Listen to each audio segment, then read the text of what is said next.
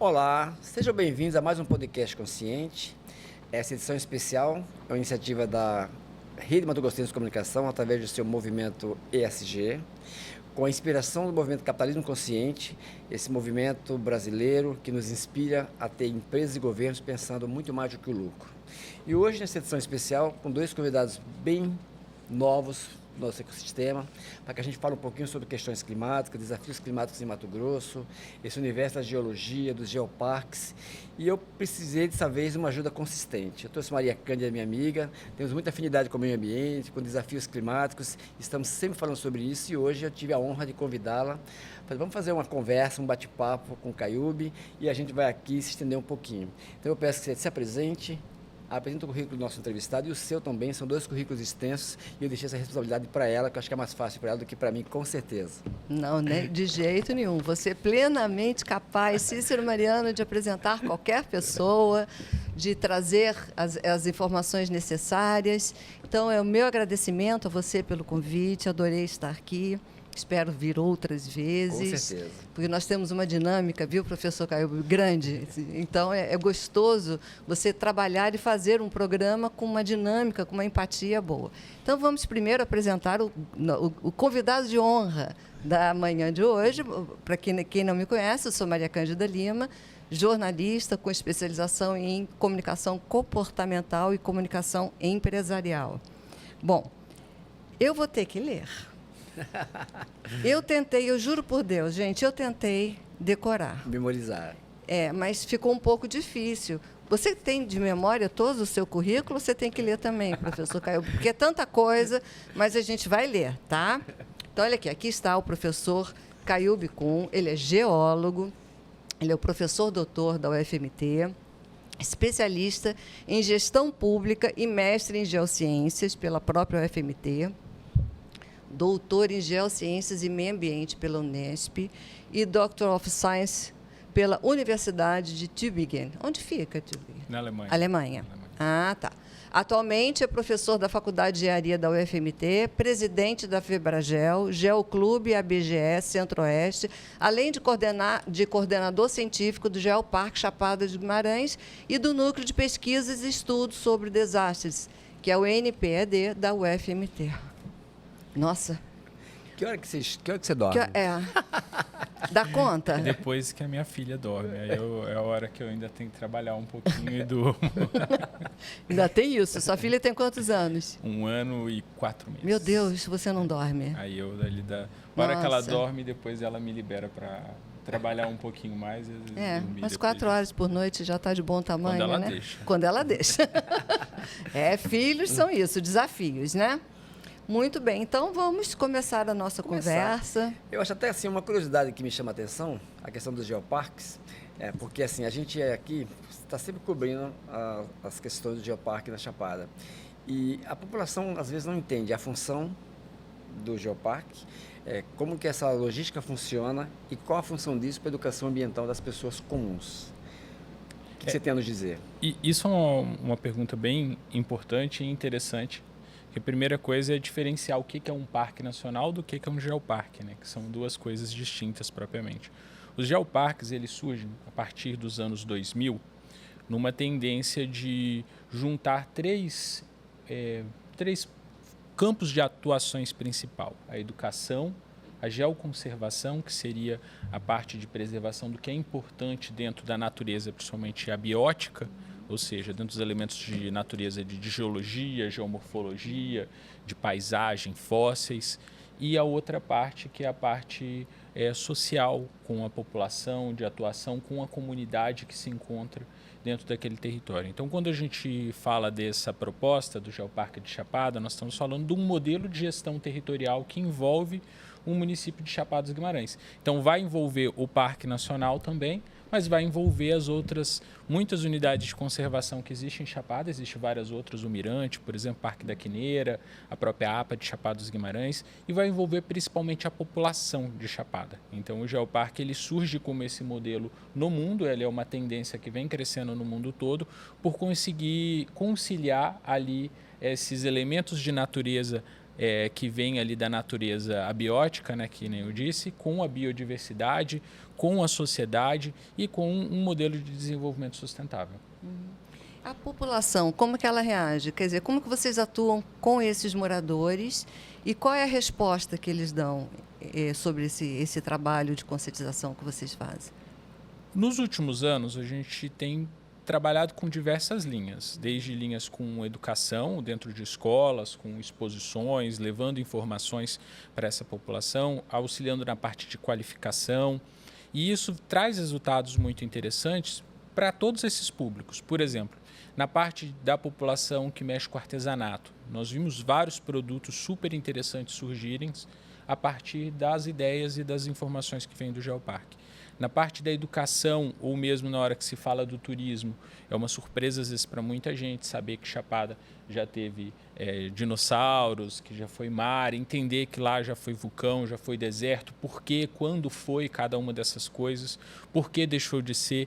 Então, olhar para a natureza, olhar para o meio que está ali no entorno dessas pessoas e entender que ele pode ler aquelas rochas, que pode decifrar o que está escondido ali no meio da natureza. Então, essa sensação a gente vê em geral na população, nos visitantes que vão em Chapada, mas eu falo para vocês que o mais gratificante eu acho que é com as crianças mesmo, com os adolescentes, eles olhando para o território deles e enxergando o território deles de uma forma muito mais profunda, vendo que, por exemplo, na hora que se fala da riqueza, da história do nosso planeta, que aqui onde nós estamos também é um lugar rico. Assim, a Chapada, não sei se eu estaria cometendo um equívoco falando isso, mas é um município com muitos problemas, muitas carências, né? Como que vocês driblam isso? Há uma ação nesse sentido de populações de baixa renda, com problemas, né, nas questões de habitação e etc., a forma com que eles vivem, o quanto que isso pode estar impactando ou não esse geoparque, quer dizer, esse todo do município, a sobrevivência desse processo. Como que isso é feito entre vocês lá e essa comunidade, essa sociedade? Além do que você falou da educação escolar, que aí está pegando um público mais específico, mas eu fico pensando assim, é mais ou menos nisso, né, Cícero? A pessoa que mora ali, uma senhora, sei lá, que tem os seus 40 e poucos, 50, 60, 70 anos, morou lá a vida inteira. A Chapada é um município com problemas, a gente sabe disso. Teve inúmeros problemas já, inclusive, de construções ilegais em áreas de grande risco, aquelas coisas todas. E como que essa comunidade responde a isso, ou como que vocês acessam essa comunidade na hora deles, por exemplo, junto com a prefeitura, saberem depositar um lixo, por exemplo, né? Como que isso é feito? Como é que é feito o esgotamento daquela região? Vocês entram nessa área também ou não? A gente entra um pouco dentro disso, de ordenamento territorial, das discussões, mas muitos desses itens, né, são atuações diretas da prefeitura. Sim. Mas é fato que municípios igual Chapada, na hora que sempre falar Chapada para mim, às vezes tem vezes que eu pergunto qual Chapada, porque existem várias chapadas diferentes. Isso. Assim, do município, né? Se você for na região que é ali o entorno do Lago do Manso, tem um perfil. Se você for na região rural, lá da região de Jangada Roncador, ali para a região ali da Cachoeira Rica, já é um outro perfil de uma chapada rural muito diferente. Se for ali para a região do bairro São Sebastião, que são regiões que foram ocupadas, né, com grilos antigamente, ali tem vários bairros de chapada que surgiram a partir, tem um outro perfil. E se for para a região ali dos condomínios, do bom clima, é um outro perfil de chapada. Isso, de fato, é um desafio que tem, porque envolve um desafio que vem desde a parte educacional até a parte de, por exemplo, acesso a serviços, a toda a estrutura que se tem da cidade em relação a essas pessoas. Agora, eu vejo que tem um caminho para se resolver vamos dizer, esse cenário a longo prazo. É com educação e geração de emprego, principalmente para essa população mais pobre de Chapada. Chapada, ao mesmo tempo, você tem uma população muito rica e com um nível de qualificação muito alto, mas ao mesmo tempo você tem uma população muito frágil, vulnerável, com dificuldade de acesso à renda, com um histórico familiar que às vezes você não tem ninguém na família com nível superior ou quase ninguém. Então, você tem essas duas cidades ali, vamos dizer, esses dois cenários convivendo. E para se resolver, para até ter um município que consiga se desenvolver mais em harmonia, eu acho que esse caminho do desenvolvimento sustentável, com o fortalecimento do turismo, da economia criativa, fortalecimento do setor de serviços, pautado com muita qualificação e geração de oportunidades para essa população, seria o caminho, porque é um desafio que marca o município. E, lógico, junto com isso, acaba tendo uma influência também nessa estruturação da própria cidade, porque eu acho que esse é um desafio de muitas cidades no Brasil e no mundo. Não existe cidade que vai crescer de uma forma, vamos dizer, estruturada. Totalmente harmônica, né? Ou harmônica, ainda mais quando tem desigualdades sociais muito gritantes. Então, quanto mais gritantes forem as desigualdades sociais numa cidade, mais você tende a ter problemas no crescimento ou no desenvolvimento dessa cidade. E aí, ali no caso de Chapada, eu acho que é um local onde, com um fortalecimento da parte de qualificação e de educação, a gente conseguiria melhorar muito esse cenário, primeiro de renda, junto com esse cenário de renda, um cenário de investimento.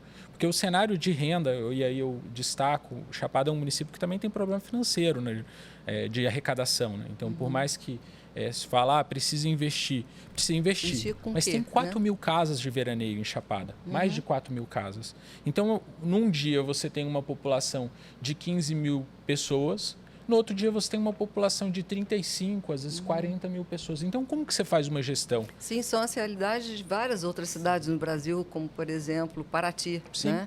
Paraty, Búzios, né? A própria Florianópolis passa por isso, né? Embora seja uma capital, ela tem uma população relativamente pequena no ano inteiro e aquele boom absoluto, né? Que você não dá 2 passos na rua quando vem nessa época de veraneio, né? Então, são desafios mesmo de cidades turísticas, de cidades, né, com esse perfil, né? A minha, assim, fechando essa parte do assunto, assim, na minha concepção, você diria que a população da cidade, a prefeitura, eles têm dado boas respostas em relação a isso, ou seja, eles estão gostando que isso seja feito, eles estão compreendendo a importância desse processo todo na vida deles, eles colaboram? Eu acredito que uma boa parte da população, sim, vê que isso é importante, acredito que isso seja importante. Agora, no Brasil, acho que a gente vive um momento que qualquer coisa de iniciativa, às vezes, é muito discutida. Existem questionamentos sobre o que deve ser feito, o que não deve ser feito. Quando se fala de meio ambiente, às vezes não se entende que em países como, por exemplo, a Alemanha, ou mesmo Estados Unidos ou Japão, existem muitas normas ambientais e que têm que ser cumpridas. E quando a gente pensa num ambiente até menos burocrático, ele passa por você ter normas e procedimentos muito bem estabelecidos. Sim. E aqui no Brasil a gente vive acho que um ambiente de discussão que às vezes trava muitas iniciativas. No Geoparque talvez a gente sente um pouco isso em alguns casos, de existir resistências, por exemplo, por a pessoa não entender o que é o Geoparque. Às vezes pensar que, por exemplo, que o Geoparque é uma unidade de conservação, enquanto não é, um modelo de gestão territorial. E que deu muito certo em muitos lugares no mundo e que pode dar uma visibilidade internacional para Chapada e para Mato Grosso, que é muito importante. Então, essa é a forma de trabalho que a gente foca, principalmente em tentar comunicar e explicar para essas pessoas e que espaços como esse aqui são muito importantes. A gente espera estar ajudando nesse momento. Sim. E que não está acessível para todo mundo, né? Porque a tendência do povo é achar que é um zoológico, né? Não é para visitar todo dia, é uma unidade de conservação, que eu digo dessa forma, para que os animais que lá estão consigam preservar essas espécies e continuar vivendo. Mas pegando esse gancho um pouquinho, o Capitalismo Consciente trata muito intensamente sobre as questões de igualdade social.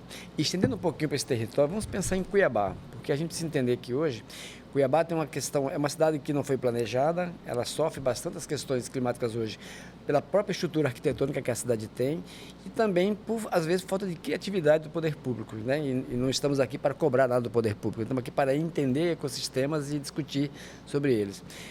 A gente tem vivido em Cuiabá algumas questões bem complicadas com relação às obras, desde a Copa do Mundo, a gente tem vivido isso. Como que hoje a federação que você é presidente olha para essa cidade e enxerga quais são as possibilidades criativas que essa cidade tem enquanto solução para água, esgoto, para as questões do lixo. A gente é uma cidade, uma capital que não tem uma coleta seletiva de lixo ainda. Então, como que isso impacta e como que hoje, nos bastidores, se cuida disso? Eu vou mais além do que Cuiabá, viu? Porque quando a gente enxerga Cuiabá, a gente precisa enxergar a região metropolitana. Porque se você fala, por exemplo, Cuiabá, mas e não vamos discutir a relação com Várzea Grande, ou com Santo Antônio, ou com Acorizal, e isso vai no que você disse, por exemplo, coleta de lixo. Eu tenho o que eu acredito em relação ao que eu estudo sobre esse tema e tudo, que, por exemplo, aqui na região metropolitana tem que se discutir uma solução integrada. É o que está lá nas políticas públicas relacionadas a resíduos sólidos do Brasil, essa indicativo por soluções integradas. Porque também não adianta, por exemplo, resolver a coleta de lixo só em Cuiabá e em Várzea Grande não ter, ou resolver de Cuiabá e deixar Santo Antônio, Acorizal, Chapada, às vezes desintegrado, porque tudo isso são estruturas que estão interconectadas. Então, se um município não está fazendo, mas o outro que está dentro da bacia hidrográfica, um está fazendo, o outro não está fazendo, de qualquer forma o impacto vai ocorrer, o impacto no Rio Cuiabá, no Pantanal. Sim. Então, a primeira coisa, a gente precisaria muito avançar aqui em Cuiabá em relação ao planejamento metropolitano. Acho que existe uma necessidade disso, de ter esse planejamento em muitas áreas. Planejamento em transporte público, planejamento no uso e ocupação do solo, planejamento dentro da parte de gestão de área de risco e, é lógico, dentro de outros itens, como, por exemplo, a coleta seletiva. Então, esse planejamento metropolitano, ele é fundamental, ele está no Estatuto da Metrópole, que ele precisa ser feito, mas aqui a gente ainda não desenvolveu isso de uma forma adequada. E uma outra coisa dentro desse planejamento é entender que nós estamos em uma cidade, uma região, onde existem alguns tipos de desastres ou problemas, né, que nós podemos citar, que são recorrentes. E aí um deles, por exemplo, são os desastres hidrológicos, aqui de inundações, alagamentos que ocorrem. E um outro deles são as ilhas de calor que nós temos, que vem ali quando nós temos ainda aqueles momentos de ter aquelas fortes ondas de calor que afetam. Aqui em Cuiabá a onda parece que ela para e fica. A onda ela não vai embora, ela gosta de Cuiabá, sabe? Mas isso é fundamental dentro da discussão nossa urbana. Sim, claro. E dentro do nosso planejamento, porque às vezes a forma como é feita uma obra, como é feita um ordenamento ali de um determinado bairro pode impactar entre 3, 4 graus de temperatura, 5 graus numa região. Então, isso precisa fazer parte dentro da nossa cultura, vamos dizer assim, de política pública. Algumas cidades que eu conheci no mundo, igual, por exemplo, Mendonça, lá na Argentina, é uma cidade que eu achei fantástica, é no meio de um deserto, a cidade inteira arborizada. Porque eles entenderam que eles precisavam trabalhar a parte de arborização para conseguir garantir uma qualidade de vida um pouco melhor para a população. E aqui a gente continua plantando palmeira. Quando eu vim para cá 16 anos atrás, você falou a frase que eu uso, parece até que você copiou o meu pensamento. Quando eu vim para cá 16 anos atrás, falaram Cuiabá, cidade verde. Eu fiquei procurando o verde da cidade verde, que era Cuiabá. Falei, gente, cadê o verde? Porque Rio de Janeiro, com toda aquela loucura que a cidade tem muito mais verde urbano do que Cuiabá.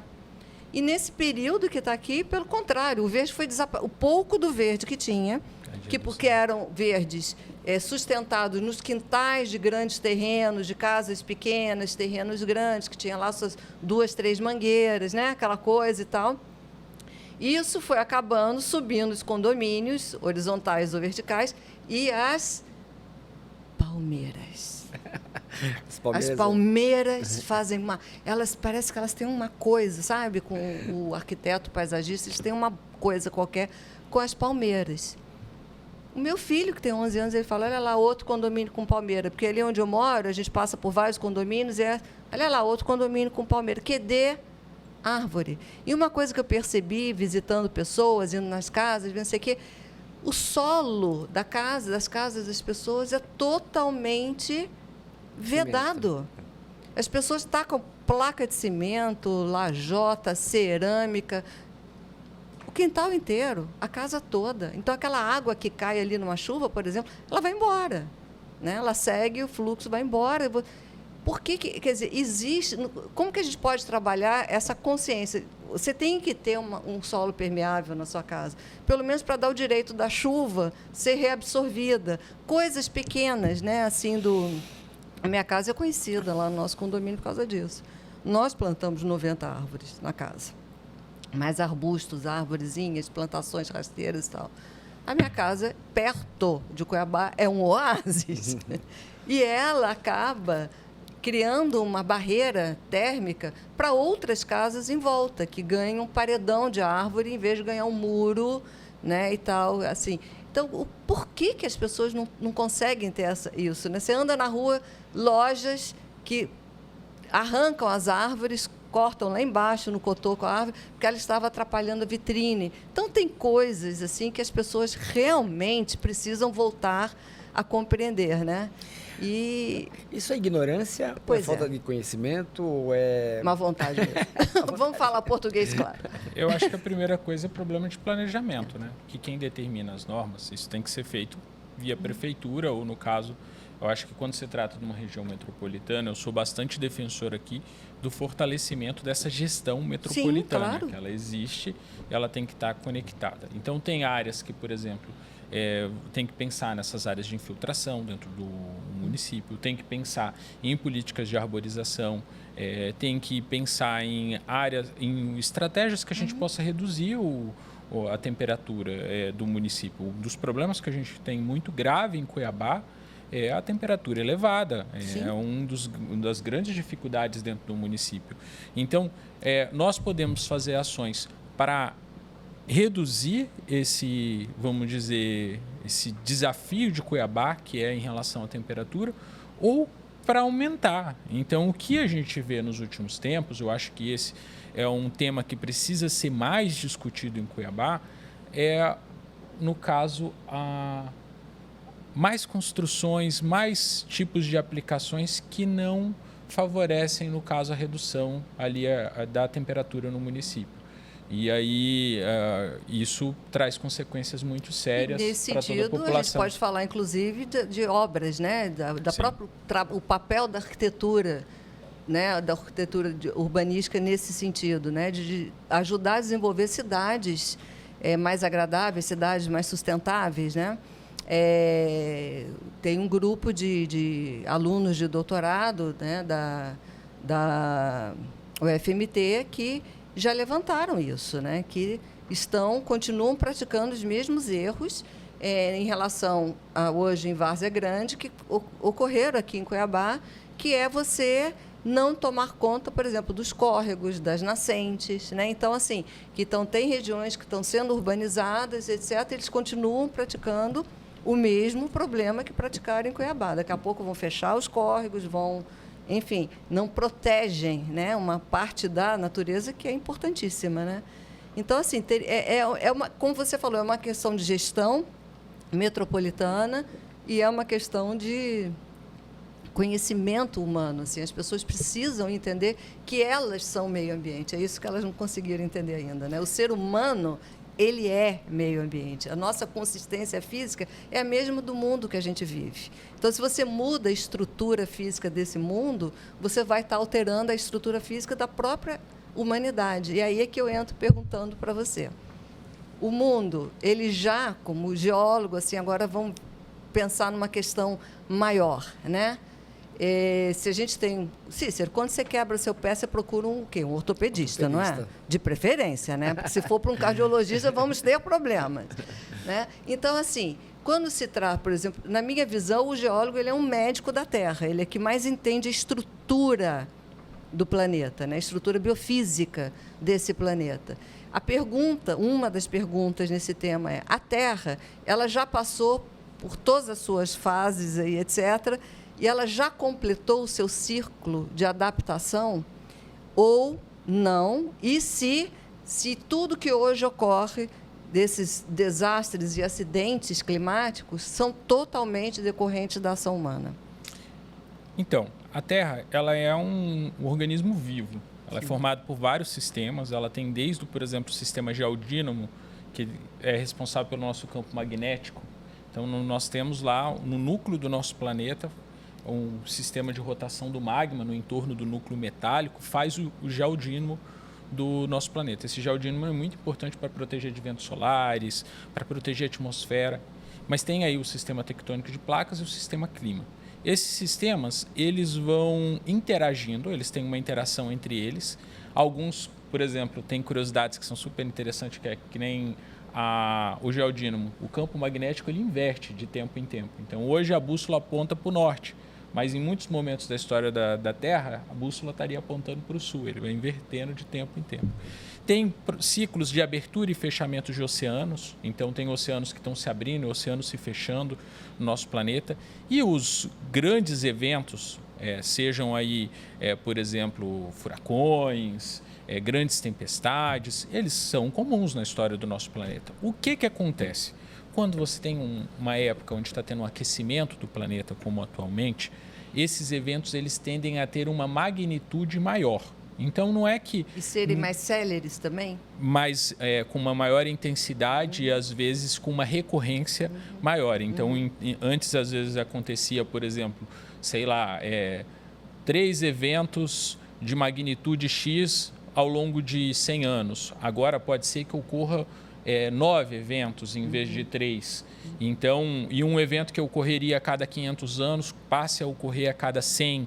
E aí isso sim é um ponto de preocupação muito grande. Então é uma preocupação porque quando você tem um evento com uma magnitude muito maior, o impacto na sociedade é ainda mais grave, né?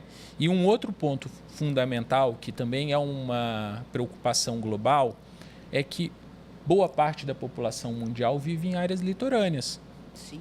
E aí nessas áreas, por exemplo, essas mudanças do nível do mar, que ocorrem naturalmente, mas se elas vinham a ocorrer de uma forma muito rápida, por exemplo, com degelos e tudo, pode impactar cidades que são cidades que estão no litoral.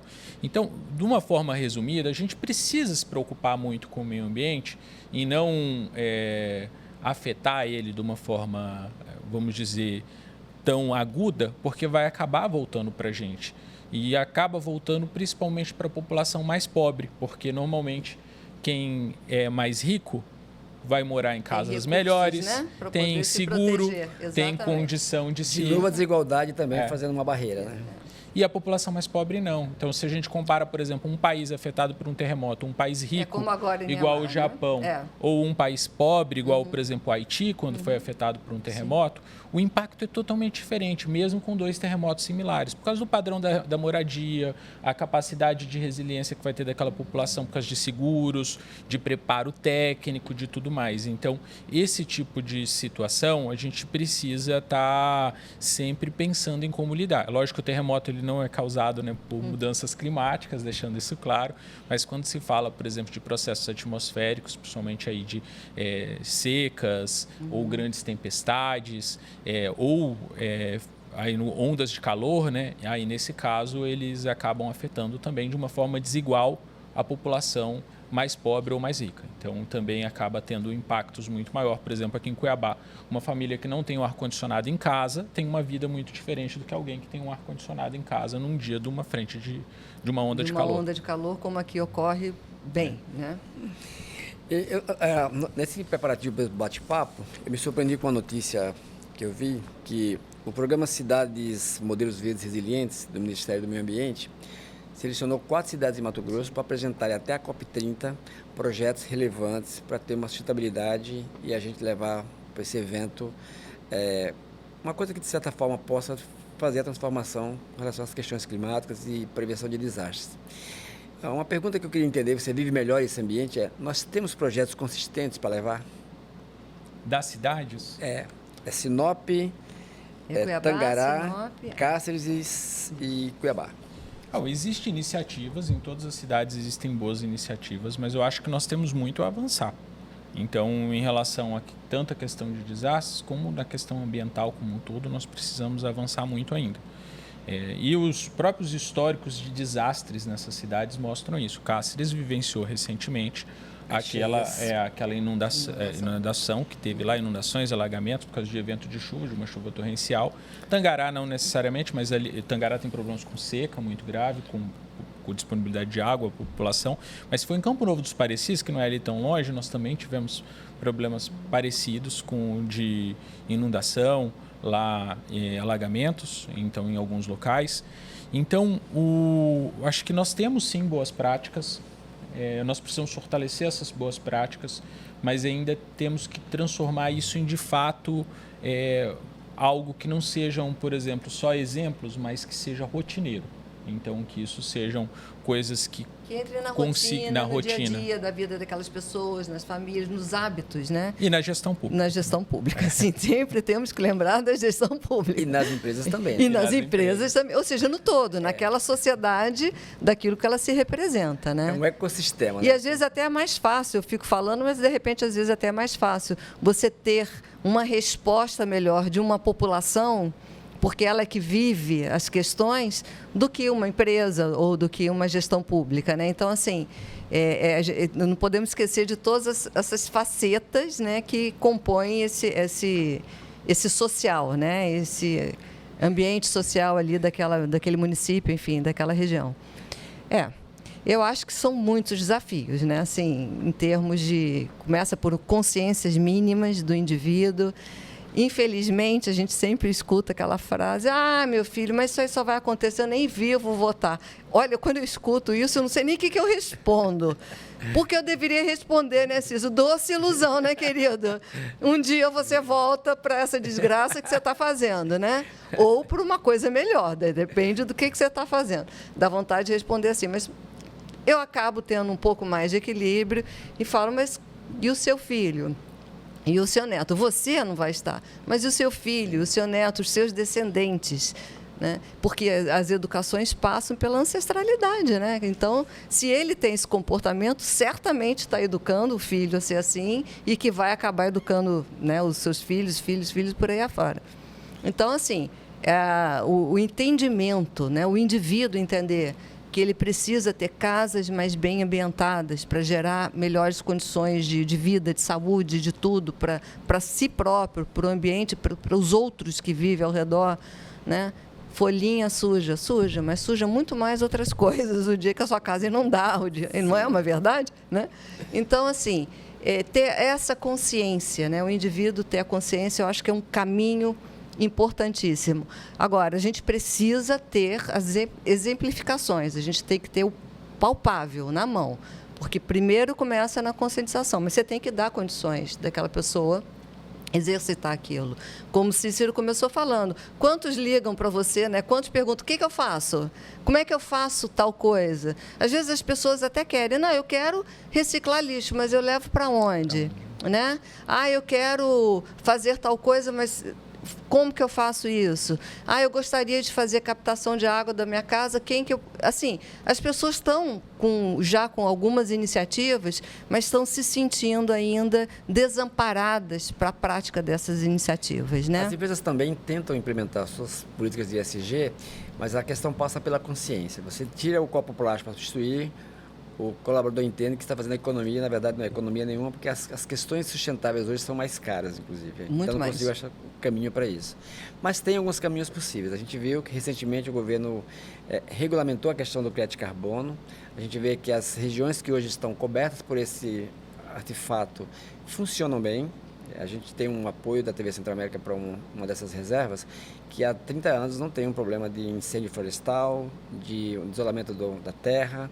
E a gente percebe que aqui no Pantanal, na época das queimadas, a gente só vai com o serviço público a hora que o acidente acontece. A hora que já está em condições... Era muito mais fácil remunerar as fazendas e elas cuidarem dos seus incêndios, cuidarem da sua terra. Mas é uma questão de consciência também, é uma questão de investimento, é uma questão de viabilidade. Acho que a gente precisa continuar discutindo isso, continuar colocando em pauta. Nós, enquanto veículo de comunicação, temos aqui a obrigação de botar isso o tempo todo. Nem sempre somos tão bem recebidos assim, mas precisamos discutir o assunto, devemos chamar pessoas para conversar, como estamos fazendo aqui hoje. Claro. E é o caminho que nós temos. Eu acho que, assim, pequenas atitudes dos indivíduos, elas fazem uma enorme diferença, né? há uns anos atrás eu vi o jornalista André Trigueiro falando: eu lavo o meu carro com a chuva. Eu falei, eu também, sabe aquela coisa? Aí todo mundo, mas gente, seu carro está imundo. Eu falei, não é que chover, o carro vai ficar limpo, vai ficar uma beleza. Agora, por que você vai gastar água potável lavando um carro ou lavando uma calçada? Né? As coisas, pequenas coisas, né? Porque água e ar, meu amigo, sem água e ar... Já tem tecnologia para substituir, né? Já tem como fazer as coisas, né? E agora, recentemente, ele falando dos canudos, né? Substituir pelos canudos de papel, aquela coisa e tal. E realmente, canudo de papel, se você demora uns 2 minutos para usar, o canudo amolece. Aí eu falo, para que usar canudo? Quer dizer, o que te obriga a usar um canudo? Não use canudo, é tão simples. Então, coisas assim, mas o que ganha o empresário com isso? O que ganha todo mundo? Tem que ter um fomento ali por trás, entendeu? Sim. As empresas que fabricam essas coisas e que injetam isso e te criam as chamadas falsas necessidades, que é um dos grandes aspectos de impacto gravíssimo no ambiente, é o excessivo consumo, né, das pessoas, né? Fábricas e fábricas trabalhando ininterruptamente para sustentar um consumo que, se você vai parar para pensar, assim, mas eu não estou precisando disso aqui agora, eu não preciso ter 10 televisões na minha casa, ter não sei quanto, um armário, sei lá o quê, e aquela brincadeira antes era o armário embutido, que era o must, né? Era o chique da vida, agora é o closet, então você tem que ter um closet lotado. São coisas que vão mostrando, incentivam um consumo, assim, desordenado das coisas, né? E as empresas, lógico, elas querem que você faça. Um ponto que eu acho que é muito importante para o futuro é também o fortalecimento dessa questão técnica, dos estudos, das soluções.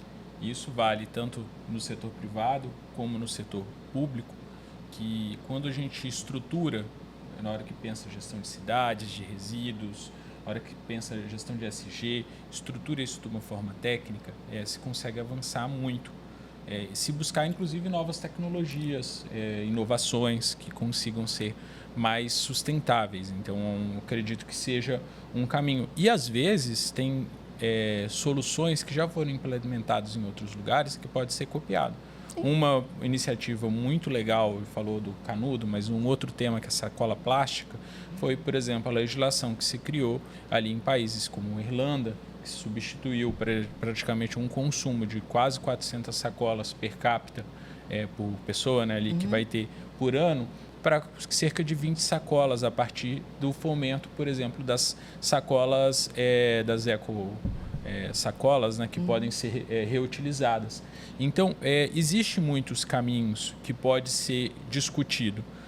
Na minha área também, que está dentro da área de geologia, uma das coisas que eu tenho tentado conversar, incentivar também com algumas pessoas, necessidade da gente saber o que a gente consome de recursos minerais. Na hora que compra um celular, por exemplo, um carro, a gente está comprando recursos minerais que são limitados. E muita gente não sabe, mas um celular você tem lítio, você tem ouro, você tem cobre, você tem prata, você vai ter um monte de tipos de elementos diferentes e que vêm de muitas partes diferentes do mundo. E às vezes isso é descartado também de uma forma inadequada. Às vezes se tem uma utilização muito grande de determinados recursos e que depois vai fazer falta. Então, eu acho que a informação e a discussão técnica sobre os temas, ele é um caminho para nós encontrarmos soluções que sejam economicamente viáveis, inclusive, que feche a conta. Eu acho que isso também para é um todos, ponto né? muito para todos. Principalmente para o planeta, né? Que a conta seja fechada, bem fechada para o planeta. Eu só quero falar uma questão. Temos tempo ainda, Cícero? Acabaram de me avisar que nós temos 2 minutos, tá. Mas vamos embora. Então, você vai ter que responder em 1 minuto e 59. Mineradoras, Mato Grosso, estrada de Poconé. Era uma estrada, agora é uma montanha que apareceu ali, porque as mineradoras estão bombando ali. O que você, como geólogo, com todos os seus estudos, com tudo, fala sobre isso?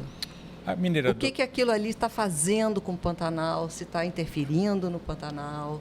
Se não está interferindo? A mineradora, ou a mineração como qualquer outra atividade, ela tem impactos, mas ela é uma atividade essencial. Então, ela é diferente de outras atividades, igual uma indústria de alimentos ou uma plantação, você escolhe onde você coloca. A mineração, não. porque ela vai estar onde tem o recurso onde mineral. Onde tem o que ela precisa, claro. Não, onde ali tem o depósito que a história do planeta formou aquilo. Então, às vezes, quando se olha uma mineração, a pessoa tem uma imagem ruim, só que você está vendo ela aberta ali.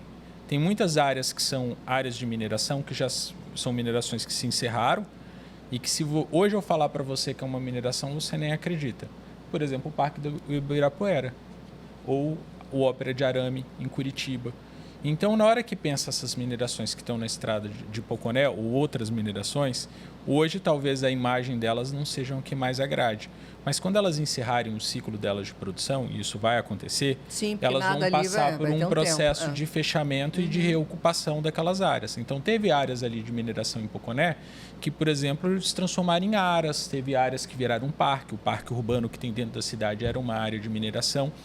E isso faz parte desse ciclo, porque tem que entender que a gente usa recursos minerais desde a idade da pedra lascada, que já era um recurso mineral. É verdade. Sim, claro. E para na hora que tem uma casa, na hora que tem uma ponte, um hospital, um celular, precisa de recursos. Então, eu sei que às vezes não agrada, mas é uma atividade que ela sendo feita de uma forma técnica adequada, os impactos delas são sempre mitigados e são os menores possíveis, mas vai ter impacto. Sim. Então, assim, na questão da água do Pantanal, ela não tem nada a ver com isso? Com a água ela não vai ser descartada em nenhum curso de água ali, nenhum recurso. Se ela estiver sendo feito isso, aí quem está fazendo tem que ser autuado.